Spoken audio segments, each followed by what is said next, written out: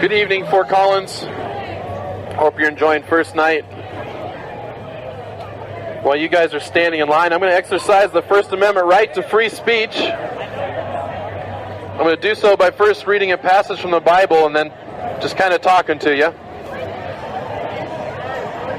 Psalm 55 verse 1 says, "Give an ear to my prayer, O God, and do not hide yourself from my supplication. Attend to me and hear me. I am restless in my complaint and am noisy because of the voice of the enemy, because of the oppression of the wicked, for they bring down trouble upon me, and in wrath they hate me. My heart is severely pained within me, and the terrors of death have fallen upon me. Fearfulness and trembling have come upon me, and horror has overwhelmed me. So I said, oh, that I had wings like a dove, I would fly away and be at rest.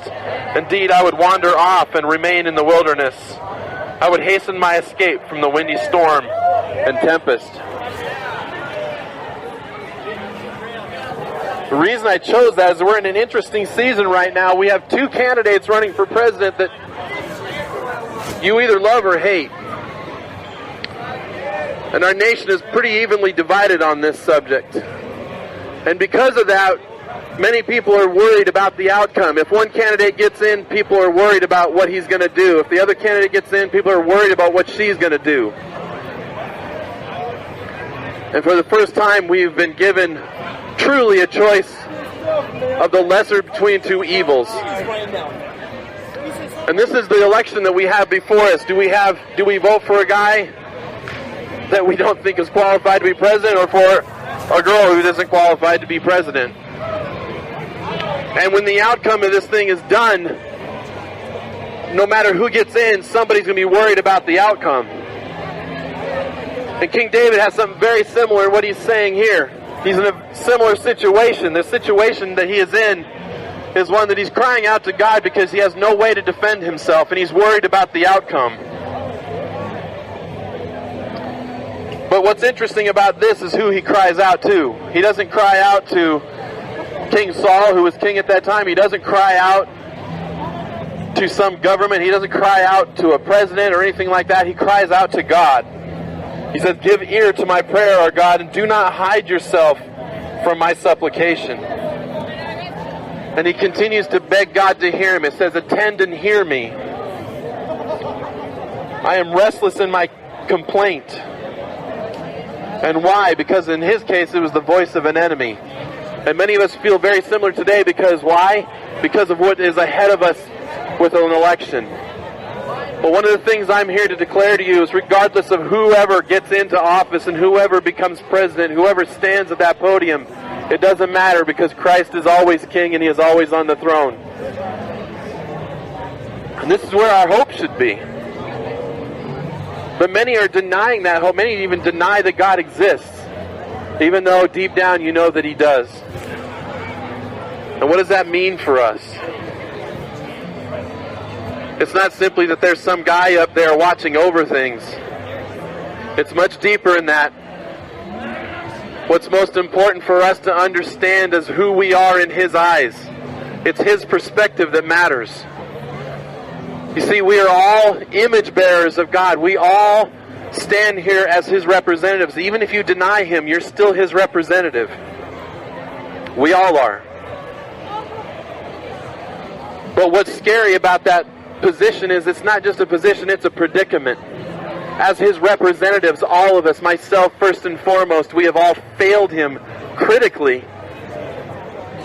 in how we represent him. You see, Jesus said, "Be perfect as your Father in heaven is perfect," and we have done anything but. The psalmist wrote in Psalm 54, he said, "There is no one righteous, no, not one. There is no one who seeks to do good. There's none who seeks after God." And that's pretty clear, because we're either in that position now or we were before he intervened in our lives. Now, the reason this is scary is because of the accountability we have to the God that we represent. The God we represent is perfect and we are not. And we're accountable to him. Once we give up our last breath, once we stand before him in judgment, We're going to be accountable for every thought, every word, and every deed. And everything that we have ever done, said, thought, looked at, listened to will be brought out before Him. None of it will escape His attention. And then He is going to use that as the evidence against us that our nature deserves His wrath. And that's a scary place to be, folks, because the wrath of God is something that should frighten you. It should scare you to death. I don't smoke, bud. Sorry. The wrath of God is something that should drive you to Him to ask for mercy. And that's the beautiful thing about who God is that He is merciful because He is love. But that same love will cause Him, His nature is to punish wickedness. He has to. And again, because none of us is perfect and because we've misrepresented the God who created us, in whose image we are made, that same God will pour out His wrath upon us when He judges us. And I know that nobody likes that word. The guy just walked by here screaming at him for a friend of mine for being judgmental. Set aside the fact that he was judging my friend who hadn't said anything to him. But God's judgment is perfect. God's judgment is absolute. And God's judgment is always correct. And that's the scary part, is that we won't be able to escape that on our own. There's nothing we can do to make ourselves right in the eyes of the God who will judge us. There's nothing we can do. But there is something He can do. And there is something that He did.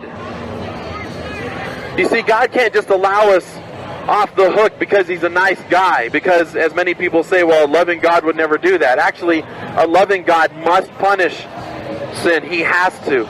If He is truly a loving God, because if He is loving, He is righteous. If He is righteous, He is just and holy.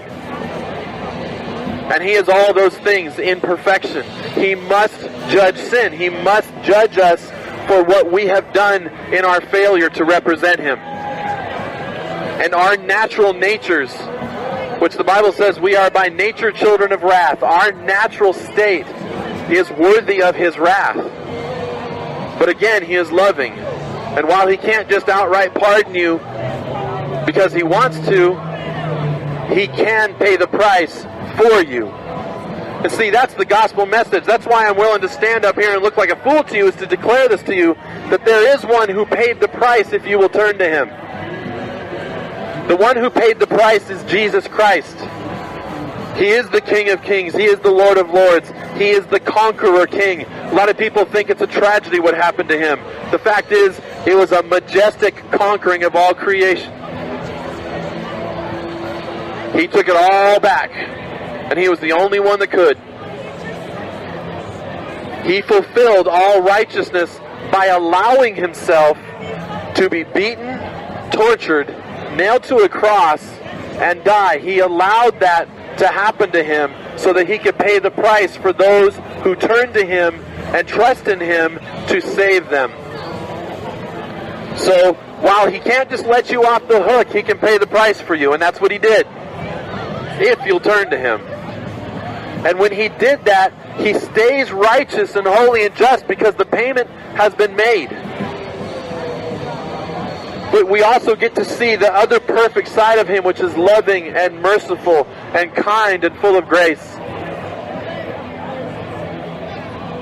And if a person will turn to Him, if you will turn to Him, He will save you from the wrath of God itself. Because that's what hell is. It's the wrath of God poured out on sinners for all of eternity. And while many may mock that and laugh at it now, they won't be laughing on the day of judgment. You see, on the day of judgment, if you're His enemy, you will be forced to bow before Him. You will be forced to declare that Jesus Christ is King. And you will be forced into a place where you'll be tortured for all of eternity by the righteousness of God washing over you. There will be no escape. There will be no passing out, no getting away from it, and you will endure it and feel it for all of eternity. Now, because He can save you, we can come out here and stand and declare to you, turn to Christ and live, in the hopes that you will. Why? Because we don't want that future for anyone. But we do that also knowing that many are going to reject it. But the truth is how much would we hate you if we held this information back from you? And again, I have to apologize for the many churches in this town who aren't willing to take this step to come out publicly and declare this to you. Because they're doing you a tremendous disservice. They think they're doing well, they think they're doing right, and I don't condemn them for that, but this is the failure of the church in this country, is they have failed to declare the remedy for your predicament. And the remedy for the predicament is Christ himself. And that's the message. Turn to Christ and live. Turn to Christ and live. He is worthy. And one day you're going to be forced to bow down and declare him as king anyway. Do it now while you're still breathing. Because if you do it now, if you say, God, have mercy on me, a sinner, he will save you from his wrath. He will show you the kindness and love that you can't get from him outside of him in interceding on your life. If you continue to reject him, your very nature will cause him to bring justice about and pour out his wrath on you. And again, we beg you, please don't allow that to happen. The Bible says that today is the day of salvation. Today is the day, while you're still breathing, to turn to Christ and live. But folks, I've been a paramedic for over a quarter of a century. There comes a point when we say, stop CPR, it's not working, and we call the doctor and we say, look, we're not getting anything back. And the doctor gives the time and we say, time of death. We pronounce the person dead. Once it gets to that point, it's too late. If you haven't turned to him before that, there's no escape at that point. You'll stand before him, and everything you've ever thought, everything you've ever looked at, everything you've ever said, listened to, did, it will all be brought out and shown to you as the evidence that he is correct in punishing you. And we don't want that for you. We don't want that for any of you.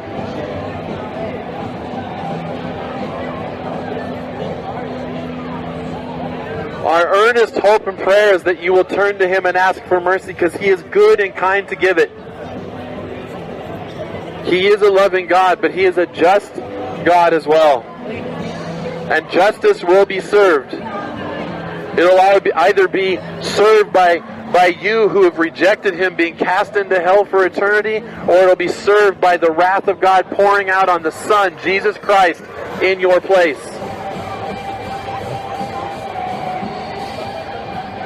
And folks, that's the message of the gospel. That's the good news. That sinners can be saved from the righteous cause that God has against them.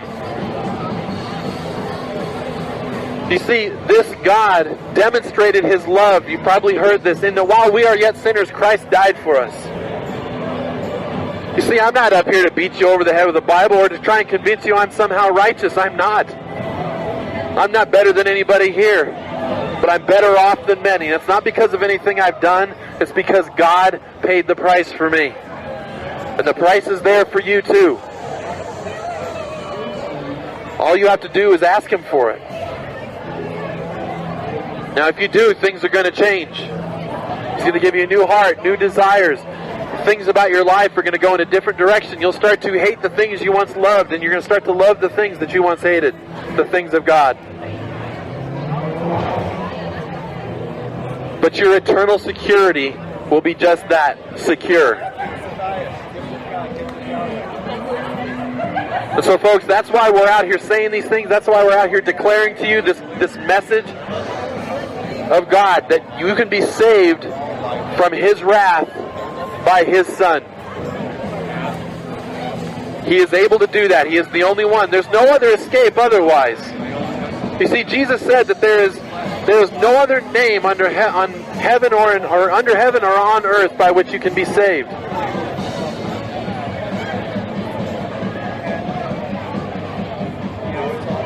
He said that there is no other way to the Father but through him. So he's eliminated all other religions. He has said they're all false. You see, folks, the truth is Jesus Christ was narrow-minded, but he was pure in his narrow-mindedness. He declared that all other religions are false.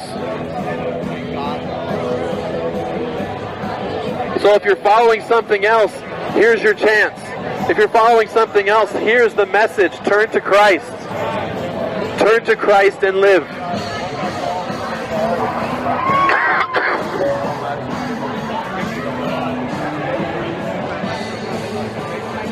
You see, if you turn to him, his righteousness is given to you.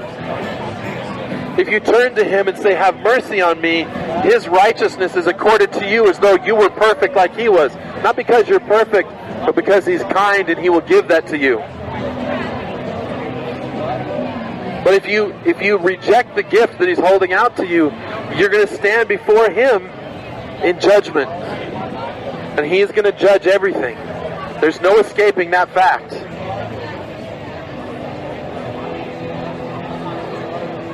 So it doesn't matter who becomes president, doesn't matter what goes on in this world. This is the bottom line. If you reject him, you will be accountable to him. But if you turn to him, he will save you and he will adopt you into his family. You see, Jesus Christ, who paid the price for us, Jesus Christ, it says that he who knew no sin became sin that we might become the righteousness of God. Are you one of those who might? I don't know. But I know this. Life here is finite. At some point you will give your last breath. You don't know when that's going to be. Nobody does. Nobody knows the day or the hour that they will pass away. Some may know that they're closer to it for whatever reason, but all being said, no one knows the moment. But we do know that 10 out of 10 people die. We will all face our Creator one day. We will all face that one in whose image we are made. And we will all give an account for how we behaved as his representative. Now, what does that mean for us? You see, something as simple as a lie will be used to demonstrate that our nature deserves wrath. Because as his representatives, when we tell a lie, we make it look as though God could lie, and it's impossible for him to do.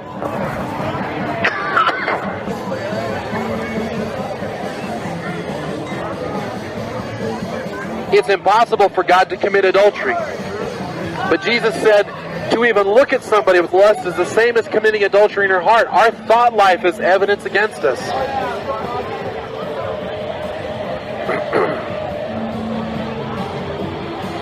Even our thought life will be used.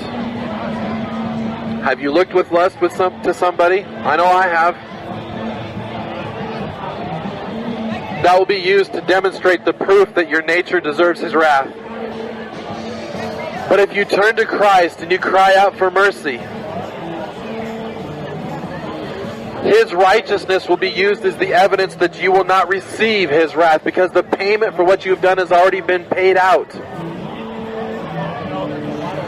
God's justice would be met in two ways.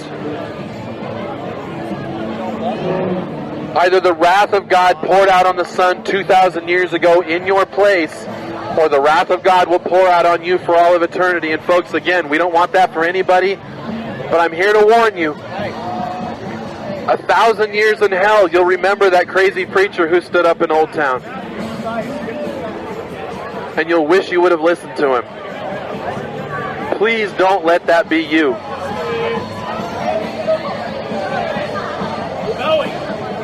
See, the message tonight that we declare is to turn to Christ and live, that he is the only way. He is the way and the truth and the life.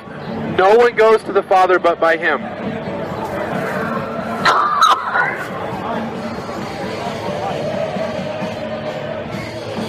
There is salvation in no other.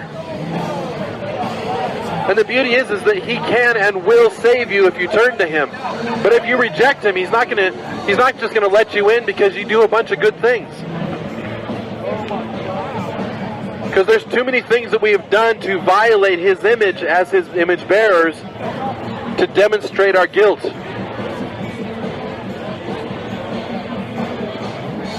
But he can pay the price for you. In fact, he has if you turn to him.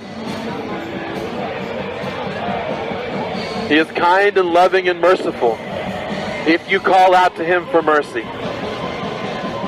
So please, thanks for bearing with me. Thanks for at least giving it a little bit of an ear. I hope you take it to heart. I hope you can't sleep tonight thinking about what I've said. And I hope you will turn to him, because he is the only way.